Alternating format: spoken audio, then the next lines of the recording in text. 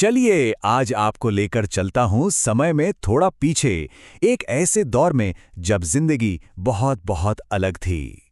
ये एक छोटा सा सफर है 1980 के दशक की कुछ भूली बिसरी यादों का, मेरे बचपन की यादों का। और ये बात है ना, उस दौर पर बिल्कुल फिट बैठती है।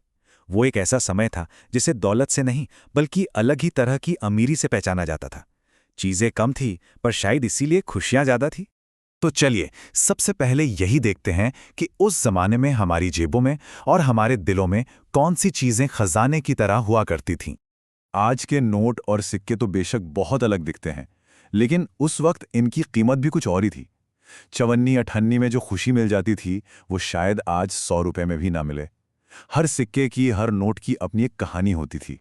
खैर, पैसे की अमीरी तो एक तरफ, पर हमारी असली दौलत तो कुछ और ही थी। हमारी असली दौलत थी वो मस्ती की दुनिया जिसे हमने अपने ही हाथों से बनाया था। जरा सोचिए, आज की तरह हर हाथ में मोबाइल स्क्रीन तो थी नहीं। मनोरंजन के नाम पर बस दूरदर्शन था या फिर रेडियो। तो ऐसे में हम बच्चों का दिन कैसे कटता था, हमारी मस्ती, हमारे खेल कैसे होते थे। ये देखिए, ये थी हमारी उस जमाने की मर्सिडीज। कबाड़ की लकड़ी, पहियों की जगह पुरानी टूटी चप्पलें और चलाने के लिए बस एक रस्सी। पर यकीन मानिए, दोस्तों के साथ इसे दौड़ाने का मजा आज की बड़ी बड़ी गाड़ियों में भी नहीं है। जिसे लोग कचरा समझकर फेंक देते थे, वो हमारा पसंदीदा खिलौना बन जाता था। कोल्ड ड्रिंक के ढक्कन को हथौड़े से पीट पीट कर चपटा किया, उसमें धागा डाला और बस घंटों इसी को घुमाने में निकल जाते थे। और हाँ, कंचे, ये सिर्फ एक खेल नहीं था। इसमें निशाना था, दोस्ती थी और छोटी छोटी जीत की बड़ी खुशी थी। पूरी पूरी दोपहर कब निकल जाती थी पता ही नहीं चलता था। दिवाली का इंतजार ही इस बंदूक के लिए होता था। वो पट्टे वाली बंदूक घर वालों से कितनी जिद के बाद ये मिलती थी। और फिर दोस्तों के साथ चोर सिपाही खेलने का मजा ही कुछ और था। ये छोटा सा खिलौना मिलता था मेले में। पानी के अंदर उन छल्लों को डंडियों में फंसाना कितना बड़ा चैलेंज लगता था। खुशी तो कुछ ही दिन की होती थी क्योंकि ये जल्दी टूट जाता था, पर जब तक चलता था मजा बहुत आता था। अच्छा, ये तो हुई बाहर की दुनिया की बातें। अब जरा घर के अंदर चलते हैं। वहां भी हमारी कुछ खास चीजें थीं जो किसी खजाने से कम नहीं थीं। टूथपेस्ट से पहले हर घर में आपको ये लाल दंत मंजन जरूर मिलता। इसकी खासियत थी कि मंजन करने के बाद दांत तो चमकते ही थे, हमारी उंगलियां भी लाल हो जाती थी। लाइफ बॉय साबुन तो आज भी है, पर वो जो पुराने वाले साबुन की एक खास महक थी ना, वो बात ही कुछ और थी। वो आज भी याद है। और ये हर घर की जरूरत, हम तो इसे कोठी कहते थे। इसी में साल भर के लिए गेहूं और बाकी अनाज को सहेज कर रखा जाता था। ये हमारे घर का अन्न भंडार था। पर जब घर में बिजली चली जाती थी या कोई फंक्शन होता था, तो यही पेट्रोमैक्स हमारा हीरो होता था। इसकी तेज रोशनी सबका ध्यान खींच लेती थी। हाँ, पर इसका मेंटल बड़ा नाजुक होता था, जरा सा हिला और टूट जाता था। अब बात करते हैं उस दौर की टेक्नोलॉजी की। कैसे हम बहुत ही सिंपल तरीकों से पूरी दुनिया से जुड़ते थे। ये नज़ारा तो लगभग हर घर का था।